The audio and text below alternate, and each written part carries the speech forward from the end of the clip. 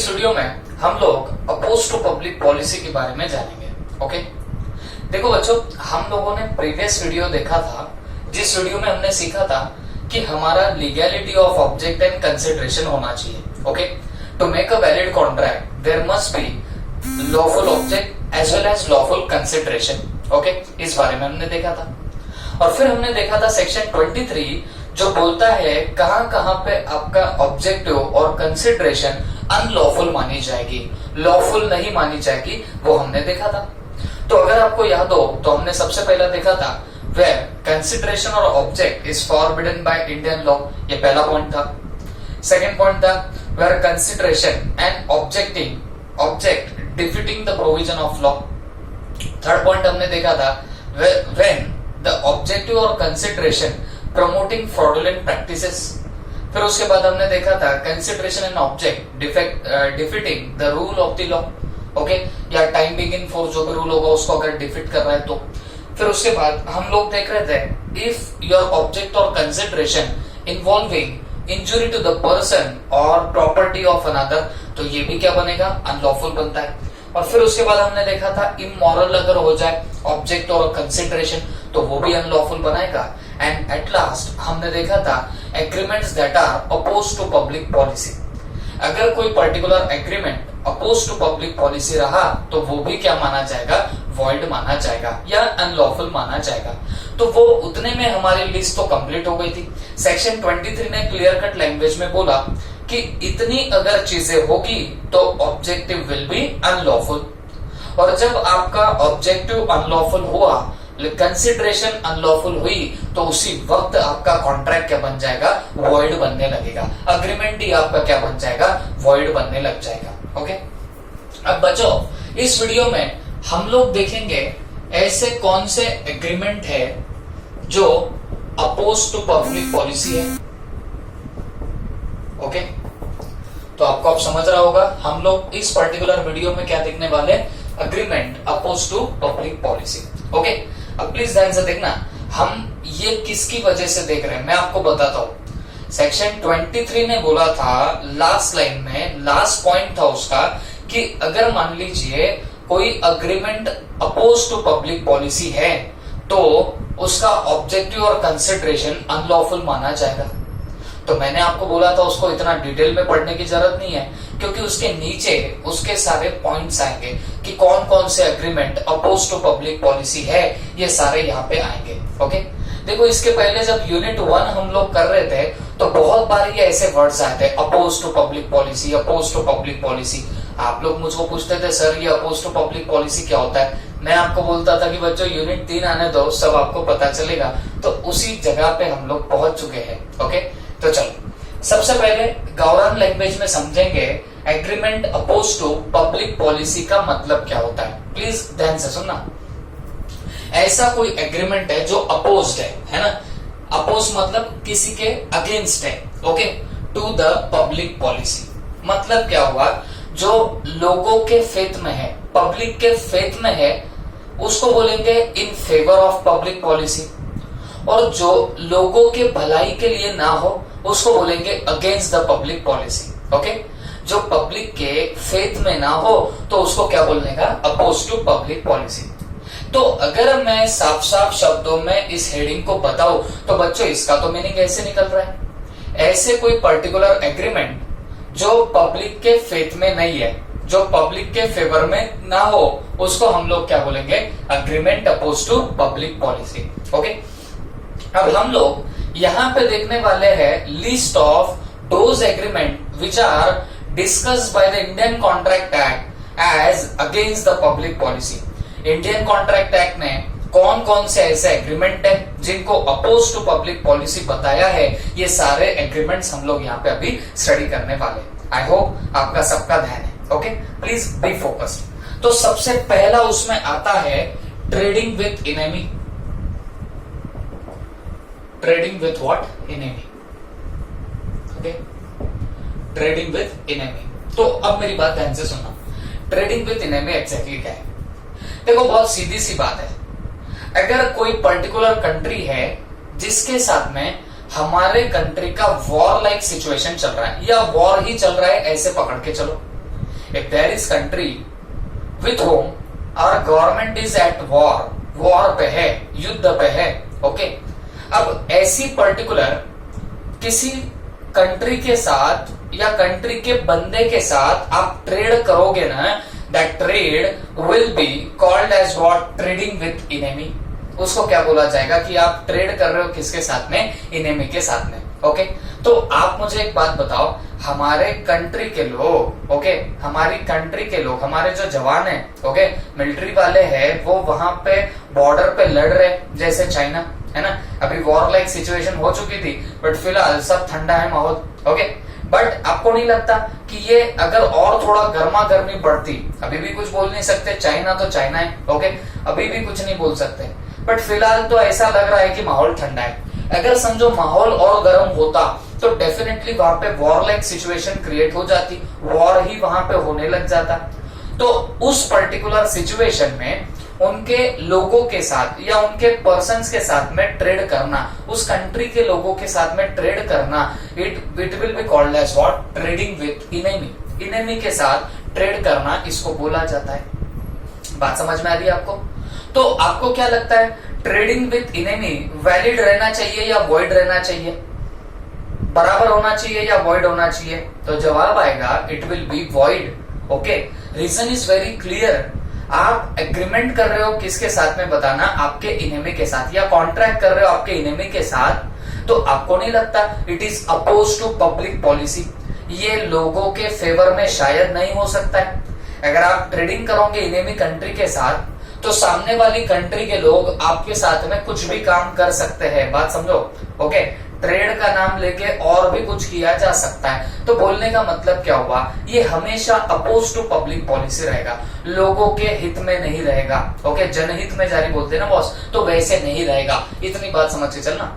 तो याद रखो, trading with enemy always becomes void. ये क्या बनेगा, वॉइड बनेगा। अब आप देखो ना, जब वॉर लाइक सिचुएशन क्रिएट हो रही थी तो मोदी जी ने फटाफट क्या किया बताना, ये जो चाइनीज एप्स है वो सारे क्या कर दिए बताना, उड़ा दिए।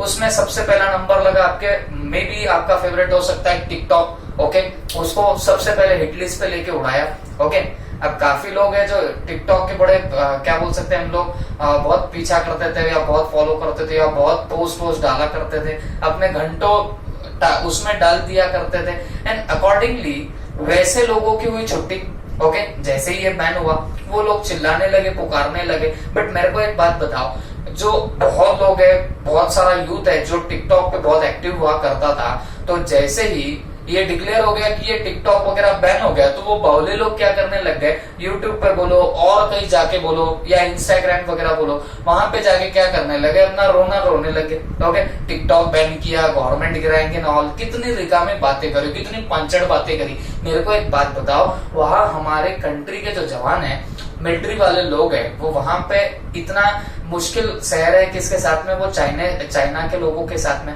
तो ये इतनी जब डिफिकल्ट बातें हैं, तो क्या वो एक जरा सा जो ऐप है, जो रिकामा ऐप तो मैं बोलूंगा, तो क्या उसकी इतनी वैल्यू है यहाँ पे? जवाब नहीं होनी चाहिए। तो गवर्नमेंट ने भी क्या किया, ऐसे जो एप्स थे इनको फटाफट एक बार बैन कर दिया, क्योंकि एक और इंटरनल इंफॉर्मेशन भी आ रही थी कि ये जो ऐसे एप्स है, they take the permission from your cellphone. बहुत सारी परमिशन आप लोगों से मांगते हैं, और वो जब परमिशन मांगते हैं तो आपका बहुत सारा डेटा जो होता है आपके फोन का, वो ये लोग क्या करते बताना, कैप्चर कर लेते हैं, ओके। तो आपका डेटा लॉस होता है, ये बात समझ के चलना आप लोग। तो ये बड़ा ही भयंकर हो सकता है। तो गवर्नमेंट ने क्या किया, सबसे पहले ये एप्स बैन कर दिए। बोलने का मतलब क्या होता है, देखो बच्चों, आपका जब गवर्नमेंट का जब वॉर होता है किसी कंट्री के साथ, तो उनके लोगों के साथ काम करना, ये कहीं ना कहीं क्या होगा बताना, अपोज टू पब्लिक पॉलिसी होगा, ओके। तो याद रखो, अगर आप ऐसा कोई एग्रीमेंट कर रहे हो, ट्रेड विथ इनेमी कर रहे हो, that will be what, that will be void, unless what I am telling, unless you are getting certificate from the government और लाइसेंस फ्रॉम द गवर्नमेंट। अगर आपको गवर्नमेंट से लाइसेंस मिला ये ट्रेड करने का, तो बात अलग है, क्लियर है बात। लेकिन आपको कोई लाइसेंस वाइसेंस नहीं मिला और फिर भी आप ट्रेड कर रहे हो आपके इनेमी के साथ, जिस कंट्री के साथ हमारा वॉर डिक्लेयर हुआ है, तो फिर वो डेफिनेटली क्या रहेगा, वॉइड रहेगा, ओके। तो हम लोग इसमें जरा सा लिख देते हैं, देखो और काफी लोगों की डिमांड है, मैं जैसे वो मॉड्यूल से कर रहा था तो काफी लोगों ने बोला सर अपन जैसे पहले नोट्स लिख लिया करते थे अपने ओन लैंग्वेज में, तो वो भी ज्यादा सुटेबल होता है। तो मैं एक ही बात बोलता हूँ, मैं आज तक भी ऐसे ही पढ़ाते आया हूँ। ओके, जो नोट्स वगैरह होती है वो अपने मन से लिखी जाती है, वो ज्यादा सुटेबल होगा। ओके, तो हम लोग भी क्या करते हैं, ये करेंगे। और डेफिनेटली रीडिंग कब करेंगे मॉड्यूल की, जब हम लोग एक बार इससे समझ जाएंगे तो उसके बाद हम लोग रीडिंग कर लिया करेंगे। मतलब दोनों बातें आपको करनी है, ऐसे समझेंगे बोर्ड पे और उसके बाद में क्या करेंगे बताना, मॉड्यूल से हम लोग रिवीजन करा करेंगे। ठीक है, तो ये बात समझ के लेना। ट्रेडिंग विद इनेमी, तो इसका एग्जैक्टली हम लोग मीनिंग क्या निकालेंगे, whenever a country has war situation या war like situation with another country, then contract with such other country, contract with such other country will be opposed to public policy, will be opposed to public policy, hence void, unless there is license from government for such trading, okay, that's it। तो इसका मतलब क्या निकल रहा है, जब भी हमारी कंट्री की वॉर लाइक सिचुएशन है विद अनदर कंट्री, किसी दूसरे कंट्री के साथ, then the contract with such other country, तब कॉन्ट्रैक्ट उस दूसरे कंट्री के साथ हमेशा क्या रहेगा, अपोज टू पब्लिक पॉलिसी। ये पब्लिक पॉलिसी में नहीं रहेगा, ये लोगों के भलाई के लिए नहीं रहेगा। ओके, इसके लिए ये अग्रीमेंट ही क्या बन जाएगा, वॉइड बन जाएगा। अनलेस, हाँ लेकिन तब वॉइड नहीं रहेगा, कब नहीं रहेगा, if there is licence from the government for such trading. Okay, अगर आपको गवर्नमेंट से लाइसेंस मिला ऐसे सब कामों के लिए तो बात अलग है, नहीं तो फिर क्या होने वाला है बताना, ये तो वॉइड बन जाएगा, क्योंकि it is what, oppose to public policy. I hope you understood it well. अब इसके बाद हम लोग देखते हैं हमारा सेकेंड पॉइंट। देखो आपको मैं बता दूं, आप क्या देख रहे हो, हम देख रहे हैं ऐसे कौन से एग्रीमेंट है जो अपोज टू पब्लिक पॉलिसी है। और ये देखना क्यों पड़ रहा, क्योंकि सेक्शन 23 का जो लास्ट पॉइंट था वहां पे क्लियर कट लिखा गया था, अगर agreement oppose to public policy है तो ये अनलॉफुल भी माने जाएंगे, और अनलॉफुल मान लिए गए तो डेफिनेटली वो वैसे भी वॉइड बनने वाले। तो हम अब देख रहे हैं कि ऐसे कौन से एग्रीमेंट है जो अपोज टू पब्लिक पॉलिसी है, उस पर हम लोग चर्चा कर रहे हैं। Is that clear? तो हमने सबसे पहले कौन सा देखा बताना, ट्रेडिंग विद इनेमी। जब आप आपके इनेमी के साथ ट्रेड कर रहे हो तो वो हमेशा पब्लिक पॉलिसी के खिलाफ रहेगा, अपोज टू पब्लिक पॉलिसी रहेगा। इसके लिए वो हमेशा क्या बनना है बताना, वॉइड बनना है, unless there is licence from the government for such trading. हाँ, अगर गवर्नमेंट से आपको लाइसेंस मिल रहा है तो बात अलग है, तब आप लोग कर सकते हो और वो वॉइड नहीं रहेगा। Is that clear? उसके बाद stifling prosecution, stifling prosecution. Okay, पहले ये वर्ड का मीनिंग समझ लिया करो, क्योंकि वर्ड का मीनिंग समझ गया तो बहुत सारी बातें तो ऐसे क्लियर हो जाती है। ओके, सुन के लेना। स्टिफलिंग प्रोसिक्यूशन का मतलब क्या होता है? पहली बात, प्रोसिक्यूशन का मतलब होता है कोई आपका केस हो, है ना, कोई केस हो आपका related to any criminal act, है ना, क्रिमिनल बोलो या नॉर्मल कोई भी एक्ट हो, लेकिन आपका केस चल रहा है, कोई प्रोसिक्यूशन है और उसको आप लोग क्या करा रहे हो बताना, दबा रहे हो। ओके, और ये केस भी कैसा, क्रिमिनल, है ना, दूसरा भी नहीं बोल सकते हम लोग, क्रिमिनल टाइप का कोई केस है, मतलब कोई रॉन्ग एक्ट अगर उसमें इन्वॉल्व होगा तो उसको बोलेंगे प्रोसिक्यूशन। और स्टिफलिंग प्रोसिक्यूशन का मतलब क्या है, फोर्सफुली आप लोग बंद कर रहे हो, है ना, फोर्सफुली। स्टिफल मतलब क्या है, आप दबा दे रहे हो केस को, वो भी कैसे, फोर्सफुली। ओके, तो स्टिफलिंग प्रोसिक्यूशन का मतलब क्या हो रहा है, आप किसी केस को फोर्सफुली बंद कर दे रहे हो। ओके, कोई क्रिमिनल एक्ट था, कोई रॉन्ग एक्ट था, उसको आप लोग क्या कर रहे हो बताना, उसको आप लोग दबा रहे हो, स्टिफल कर रहे हो, ठीक है। और अब अगर ऐसा कुछ हो जाए तो सवाल है इसका अग्रीमेंट पे क्या इंपैक्ट आएगा। तो हमेशा याद रखना स्टिफलिंग प्रोसिक्यूशन हमेशा हमेशा क्या रहेगा बताना, वॉइड रहेगा। ये हमेशा क्या होता है बताना, ये वॉइड रहेगा, क्योंकि because it is abuse of justice, because it is what, abuse of justice, okay। or one should not make a trade felony, तो ये सब बातें ध्यान में रखना। देखो भाई, जब आप कोई पर्टिकुलर क्रिमिनल या रॉन्गफुल केस हो, उसको आप लोग स्टिफल कर रहे हो, उसको दबा रहे हो, तो ये क्या बन जाएगा, पहली बात तो वॉइड बन जाएगा। क्यों? Because it is abuse of justice, क्योंकि ये जो आपका न्याय होता है ना, जस्टिस जो होता है, उसको ये गाली है। आप अगर कोई क्रिमिनल एक्ट ही दबा रहे हो तो ये तो कहीं ना कहीं आपके जस्टिस को तो गाली हो गई। बात समझ में आ रही है आपको? One should not make a trade felony, है ना। ये जो जस्टिस हो गया, उसकी कोई किसी ने ट्रेडिंग नहीं करनी चाहिए, वो इसके पीछे का पर्पस है। मैं एक एग्जांपल दूंगा, आपकी ये चीज दिमाग में बैठ जाएंगे। प्लीज ध्यान से सुनना मेरी बात। देखो बच्चों, कोई पर्टिकुलर केस हुआ है, ओके। जैसे किसी ने किसी का मर्डर कर दिया, okay, what I am telling, किसी बंदे ने किसी दूसरे बंदे का मर्डर कर दिया, ठीक है। अब जिसका मर्डर हुआ, उसके घर वालों को ये मर्डर करने वाला क्या बोलता है कि यार तुम केस फाइल मत करो, मैं तुमको क्या करता हूं, पैसे वैसे दे देता हूं, ओके। तो ऐसे उसको फोर्सफुली केस को दबा देता है। और मेरे को एक बात बताओ, क्योंकि भाई वो सामने वाले लोग तो डर रहे हैं ना, इसने तो इसका मर्डर कर दिया तो अपना भी कर देगा, तो अकॉर्डिंगली केस को दबा दिया गया। और कैसे दबा दिया गया? बंदे ने क्या बोला, बंदे ने बोला पैसे लो, केस फाइल मत करो और केस को इधर ही दबा दो, ओके। और उन्होंने भी पैसे ले लिए। ये क्या हुआ? ये हुआ स्टिफलिंग प्रोसिक्यूशन। ये प्रोसिक्यूशन को दबाना हो गया। तो आपको नहीं लगता कि वो जो बंदा केस फाइल नहीं कर रहा है, क्यों? क्योंकि उसको पैसे मिल रहे हैं। ये तो अब्यूज ऑफ जस्टिस हो गया। अब खुलेआम सबको पता है कि यहाँ पे एक मर्डर हुआ है और जिस बंदे ने मर्डर किया वो बंदा सामने वाले को क्या कर रहा है, पैसे भी तो दे रहा है। तो ये सब क्या हो गया बताना, ये तो अब्यूज ऑफ जस्टिस हो गया। ये तो न्याय को गाली हो गई, है ना। जस्टिस को गाली दे दी आपने। कैसे? आप जुर्म तो कर रहे हो और सामने वाले को पैसे दे लेके क्या कर रहे हो, काम तमाम कर रहे हो।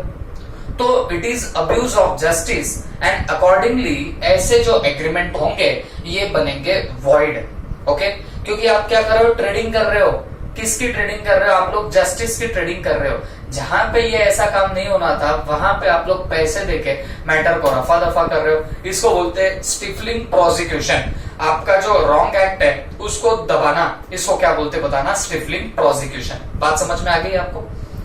तो this is nothing but the stifling prosecution. और हमारा एक्ट बोलता है stifling prosecution is very much what, void. ये क्या रहेगा बताना, वॉइड। अगर आप ऐसा कोई एग्रीमेंट कर रहे हो सामने वाले के साथ जिससे स्टिफल होगा, दब जाएगा कोई प्रोसिक्यूशन, तो वो डेफिनेटली वॉइड रहेगा, वो कभी भी वैलिड नहीं बन सकता। Is that clear? इसमें और कुछ पॉइंट निकलते हैं, बट पहले आपको इतना नोट करना पड़ेगा। नोट करने से पहले मैं आपको रिवाइज कराना चाहता हूं। हम लोग देख रहे हैं agreement oppose to public policy. ऐसे कौन कौन से एग्रीमेंट है जो अपोज टू पब्लिक पॉलिसी है, ओके। तो उसमें सबसे पहला था हमारा ट्रेडिंग विद इनेमी। इनेमी के साथ ट्रेड करो, ये क्या हो जाएगा बताना, अपोज टू पब्लिक पॉलिसी हो जाएगा। सेकेंडली हमने क्या देखा बताना, स्टिफलिंग प्रोसिक्यूशन। आप क्या कर रहे हो बताना, कोई प्रोसिक्यूशन को दबा रहे हो, वो भी वैसे करोगे तो वो भी क्या बनेगा बताना, वॉइड बन जाएगा, ओके। अब इस स्टिफलिंग प्रोसिक्यूशन में मैं कुछ और पॉइंट्स आपको बताना चाहता हूं, बट पहले आप लोग इतना नोट करो, फिर हम लोग आगे बढ़ते हैं, ओके।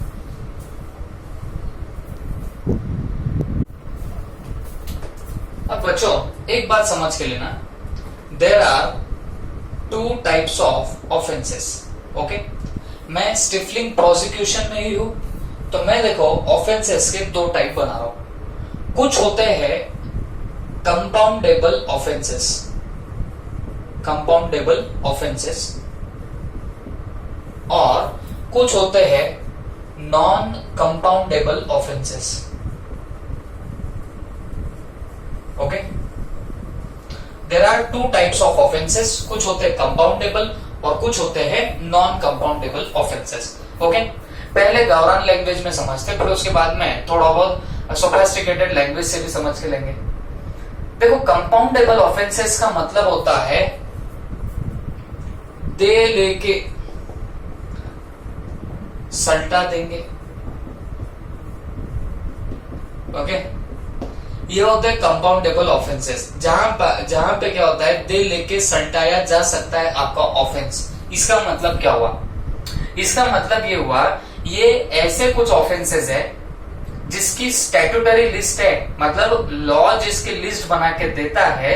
ये ऐसे ऑफेंसेस है जहां पे आप दे लेके मैटर रफा दफा कर सकते हो, मतलब आप कुछ कॉम्पेंसेशन देके मैटर सल्टा सकते हो। आपका ऑफेंस भी होगा, लेकिन अगर आप हैवी कॉम्पेंसेशन पे कर देते हो तो फिर आपका क्या हो जाएगा बताना, वो पर्टिकुलर ऑफेंस स्टिफल किया जा सकता है स्टैट्यूटरीली।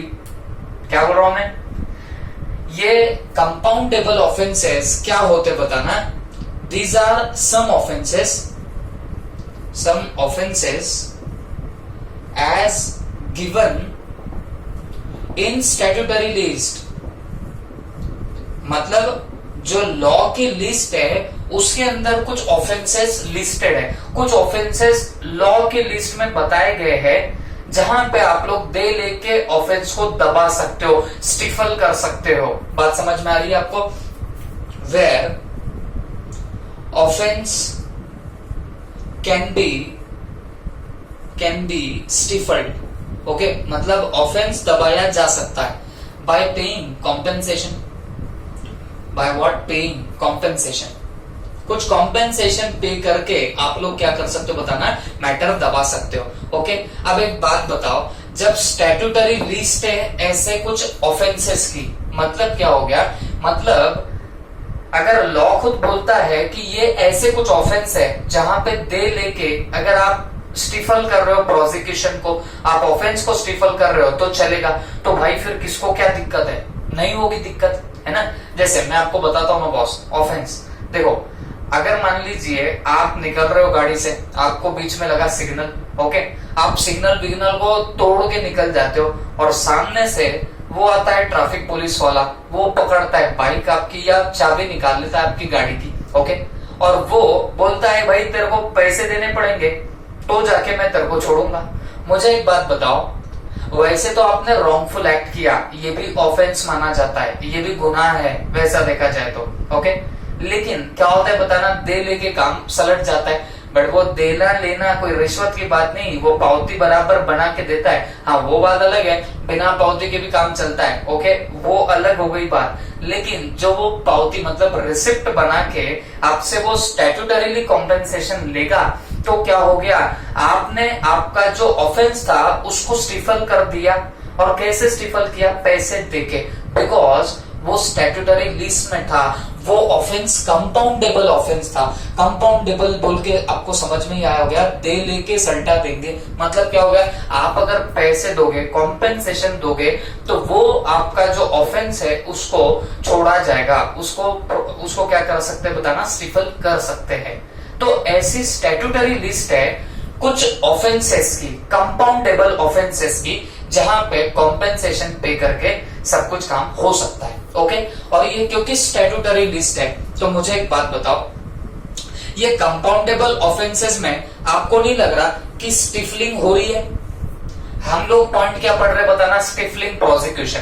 अभी ये मिटाने से पहले या ये लिखने से पहले मैं आपको क्या बता रहा था, स्टिफलिंग प्रोसिक्यूशन होगा, मतलब आप कोई रॉन्ग एक्ट को दबाने का काम कर रहे हो, तो फिर वो क्या बन जाता है, वो वॉइड बन जाता है। अभी थोड़ी देर पहले मैं बोल रहा था, बट मैंने अभी क्या कर दिया, मैंने दो पार्ट बना लिया ऑफेंसेस के। मैं बोलता हूं भाई कोई कंपाउंडेबल ऑफेंसेस है ना, मतलब जो स्टैट्यूटरी लिस्ट में लिखा गया है कि ऐसे ऑफेंसेस को दबाया जा सकता है पैसे देके, तो बच्चों वो ऑफेंसेस हुए कौन से, कंपाउंडेबल ऑफेंसेस, जहां फाइन देके काम चल जाता है। तो वहां पे अगर स्टिफलिंग होगी, यहाँ तो स्टिफलिंग जरूर हो रही है, आपका जुर्म दबाया जा रहा है, लेकिन क्या ये वॉइड बनेगा? जवाब है नहीं, क्योंकि ये तो लॉ बोल रहा है कि ऐसा कर सकते हो, स्टिफल कर सकते हो, ये आपको लॉ परमिट कर रहा है, तो डेफिनेटली ये क्या बनेगा? वैलिड बनेगा, ये वॉइड नहीं रहेगा। याद रखना, ऐसा कोई एग्रीमेंट है to stifle the prosecution of compoundable offences, okay, compoundable offences को स्टिफल कर रहे हो तो फिर बात अलग है, तो वो एग्रीमेंट वैलिड रहेगा, इसको तो लॉ भी परमिशन देता है, okay. But there are some non compoundable offences, okay, कुछ ऐसे ऑफेंस है जो नॉन कंपाउंडेबल है, मतलब आप पैसे दे लेके काम नहीं कर सकते। मैंने एग्जांपल भी दिया मर्डर, ओके, वहां नहीं चलता ऐसे। तो अगर कोई नॉन कंपाउंडेबल ऑफेंस है, वहां पे आप अगर स्टिफलिंग कर रहे हो, ओके, यहां स्टिफलिंग प्रोसिक्यूशन करोगे, तो ये डेफिनेटली क्या बनने वाला है बताना? वॉइड बनेगा, क्योंकि ये होता है oppose to public policy, okay.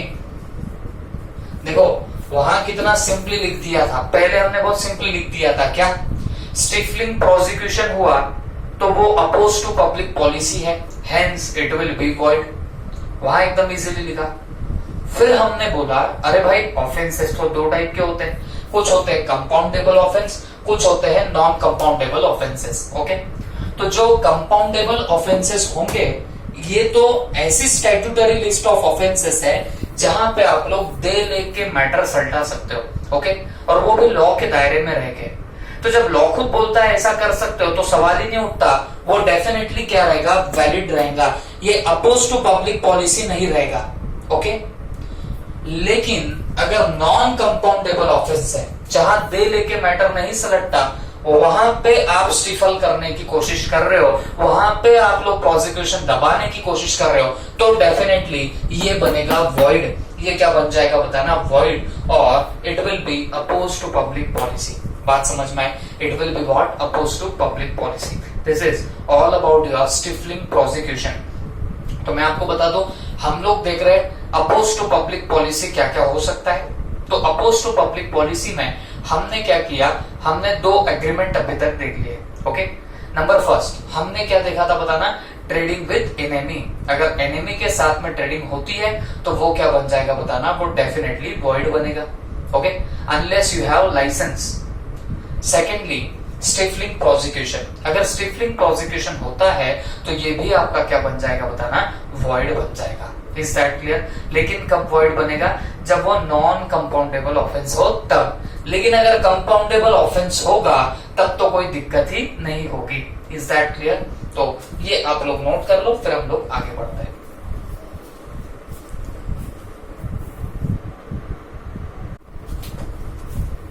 अब बच्चों हम लोग नेक्स्ट पॉइंट देखेंगे, traffic relating to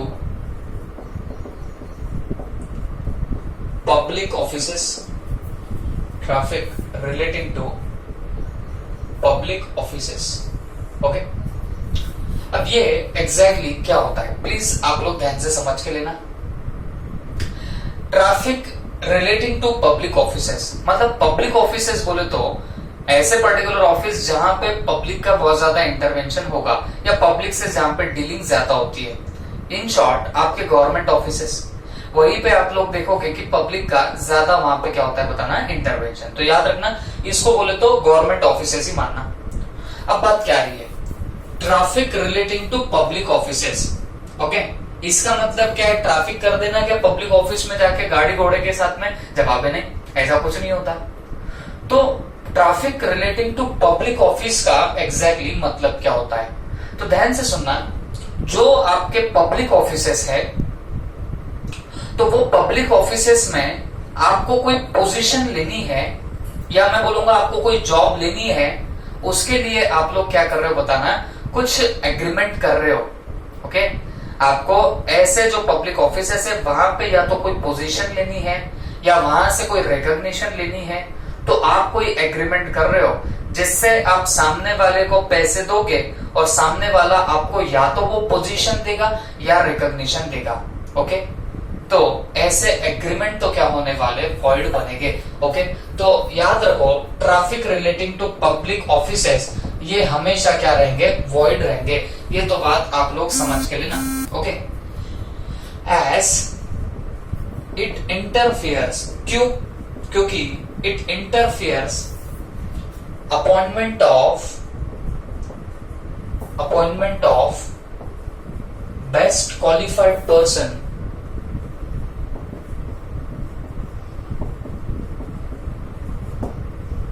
in public offices.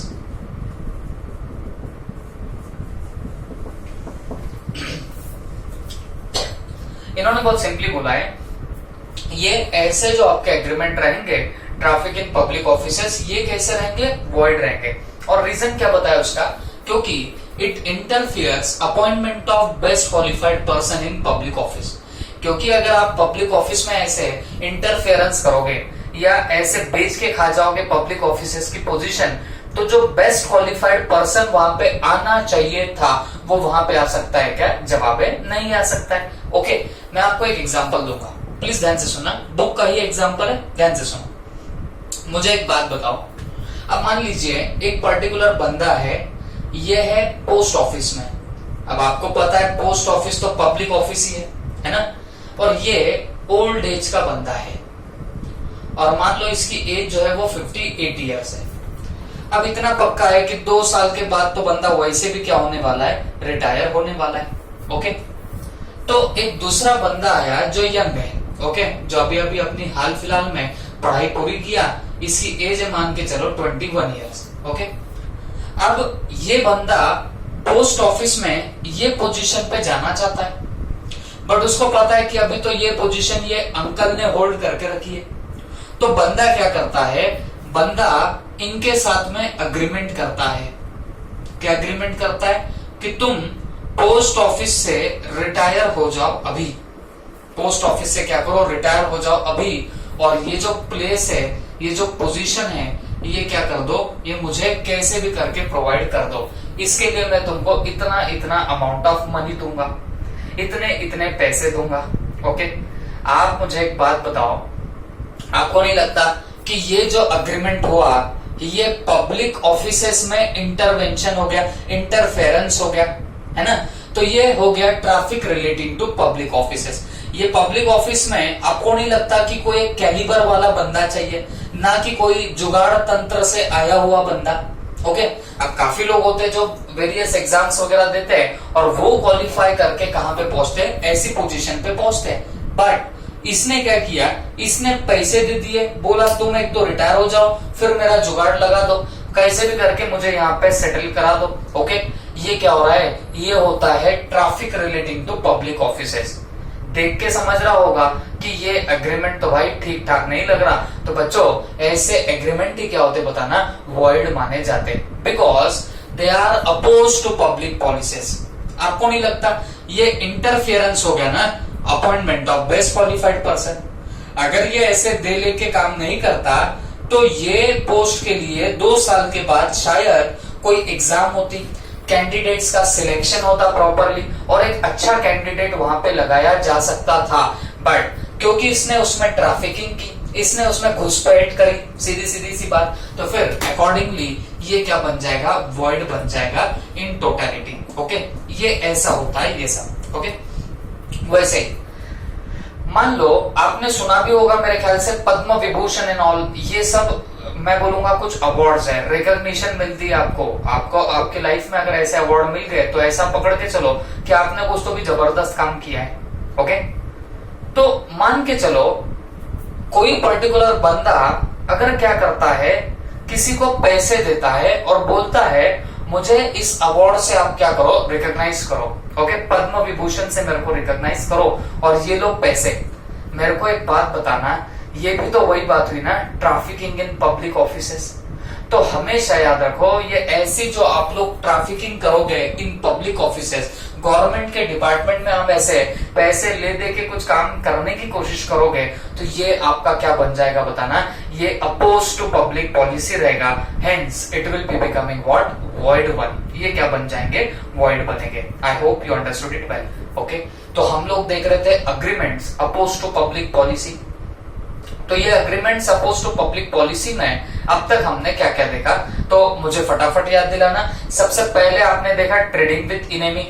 अगर आप एनिमी के साथ ट्रेड कर रहे हो तो वो क्या बन जाएगा बताना, अपोज टू पब्लिक पॉलिसी बनेगा। अच्छा, फिर उसके बाद आपने बोला था स्टिफलिंग प्रोसिक्यूशन, वो भी अपोज टू पब्लिक पॉलिसी होगा, बट कब होगा, अगर आपका ऑफेंस नॉन कंपाउंडेबल है तो। कंपाउंडेबल ऑफेंस होगा तो वो अपोज टू पब्लिक पॉलिसी नहीं रहेगा, तो वो वैलिड बन सकता है। और तीसरा जो हमने देखा, traffic relating to what, public offices. मैंने सिर्फ सीक्वेंस में एक पॉइंट रखा है, वो मैं पीछे पढ़ाऊंगा क्योंकि फुर्सत में एकदम अच्छे से पढ़ाना पड़ेगा। ओके, तो ये 3 पॉइंट अभी अभी हमने देखे, अब फटाफट नोट करो और उसके बाद हम लोग आगे का पॉइंट देखते हैं।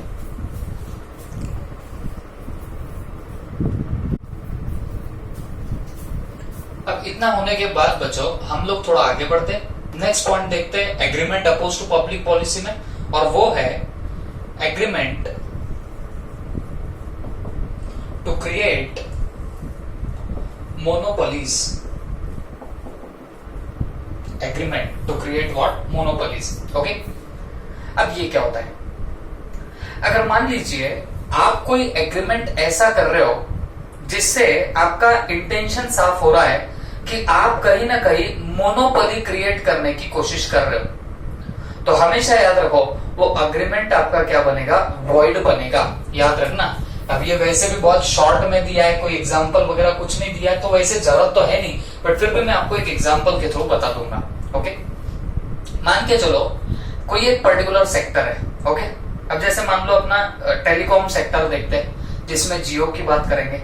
ओके, अब सपोज ऐसा कुछ हुआ तो नहीं है, बट मैं आपको बोल रहा हूं जियो वाले ने क्या किया, अंबानी साहब ने क्या किया, जितने भी टेलीकॉम वाले हैं उन सबको बहुत सारे पैसे दे दिए और सबको बोला कि अब तुम सब क्या कर देना, अपना धंधा बंद कर देना। ओके, अब इसके पीछे पर्पस क्या हो सकता है, खुद की मोनोपोली क्रिएट करना, है ना।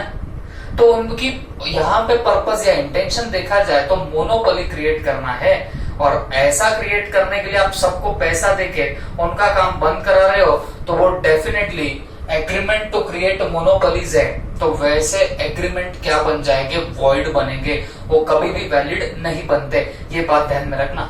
ओके, तो जो भी आप लोग कभी एग्रीमेंट करोगे तो क्रिएट मोनोपोलीज, तो वो हमेशा क्या बनने वाले बताना, वॉइड बनेंगे। Is that clear? तो ये बहुत ज्यादा दिया भी नहीं था, तो हमने देख लिया। ओके, उसके बाद मैरिज ब्रोकरेज कॉन्ट्रैक्ट या marriage brokerage agreement, marriage brokerage agreement. ठीक है, अब ये ऐसा ही है, आपको समझ ही आ गया होगा, बहुत सीधी सी बात है। मैरिज ब्रोकरेज एग्रीमेंट ऐसा एग्रीमेंट है जो, अगर मान लीजिए कोई पर्टिकुलर बंदा किसी बंदे के साथ एग्रीमेंट करता है कि यार तेरी शादी नहीं हो रही तो मैं तेरी शादी करा के दूंगा। ओके, मान लो लड़का है तो लड़की नहीं मिल रही होगी, लड़की है तो लड़का नहीं मिल रहा होगा। ओके, सेम तो हो नहीं सकता। तो ये जो ब्रोकर है, ये ब्रोकर उस सामने वाले बंदे को बोलता है कि यार तेरी शादी नहीं हो रही तो मैं तेरी शादी का कुछ जुगाड़ लगाता हूँ, हाँ लेकिन मैंने तेरी शादी का जुगाड़ लगाया तो तुझे मुझे कमीशन देना पड़ेगा। ओके, तो ऐसा अग्रीमेंट किया, किसने किसके साथ में किया, एक बंदे ने दूसरे बंदे के साथ में किया। ओके, तो सवाल ये उठता कि क्या ये एग्रीमेंट वैलिड रहेगा कि वॉइड रहेगा, तो जवाब है the agreement will be void. Okay, I am repeating once again, this is one broker, ये एक ब्रोकर है और ये एक अभागा। ओके, अभागा बोले तो क्या बताना, कुवारा या ये नसीब से मारा ऐसा बंदा है जिसका मैरिज नहीं हो रहा था। तो इस ब्रोकर ने क्या किया, इस ब्रोकर ने एक पर्टिकुलर लड़की जो है इसके लिए लगा दी और कहीं ना कहीं दोनों की क्या करा दी, शादी करा दी। ओके, और बदले में इसने क्या किया, इसने इस अभागे से लिया कमीशन, कमीशन ले लिया या मैं बोलूंगा ब्रोकरेज ले ली। तो सवाल है ये जो पर्टिकुलर एग्रीमेंट है इस ब्रोकर और इनके बीच में, तो ये कैसे बनेगा, तो जवाब है वॉइड बनेगा, क्योंकि मैरिज ब्रोकरेज एग्रीमेंट हमेशा क्या रहेंगे बताना, वॉइड रहने वाले हैं। क्या रहेंगे बताओ, वॉइड रहेंगे। आप बोलेंगे सर हमने तो वो जीवन साथी .com के बारे में सुना है। ओके, आपने सुना भी होगा ना, जीवनसाथी.com, शादी.com वगैरह वगैरह। अब ये सब क्या चीज है? तो बच्चों ये सब मैरिज ब्यूरोज है ना, पता होगा आपको। ये सब क्या बताना, मैरिज ब्यूरोज। अब सवाल है, तो ये जो इतने एडवर्टीजमेंट कर रहे हैं, शादी.com, जीवनसाथी.com, ये इतने एडवर्टीजमेंट करते हैं कि आपको आपका मनचाहा जीवन साथी मिलेगा ऑन जीवनसाथी.com। तो मुझे एक बात बताना, क्या इनके भी अग्रीमेंट, अगर कोई बंदा इनके साथ रजिस्टर कराता है तो क्या वो अग्रीमेंट भी वॉइड बनने वाले हैं? ये सवाल अगर उठ रहे हैं मन में, तो मेरा जवाब आपके लिए ये रहेगा कि ये अग्रीमेंट वॉइड नहीं रहेंगे। These are not void। आप बोलेंगे सर क्या मजाक लगाया आपने, आप यहाँ पे बोल रहे हो कि ब्रोकर अगर बंदोबस्त करके दे दे शादी का, किसको, इस अभागे को, तो बोला जा रहा है कि अगर ये कमीशन खाएगा तो ये बनेगा वॉइड कॉन्ट्रैक्ट या वॉइड एग्रीमेंट बनेगा।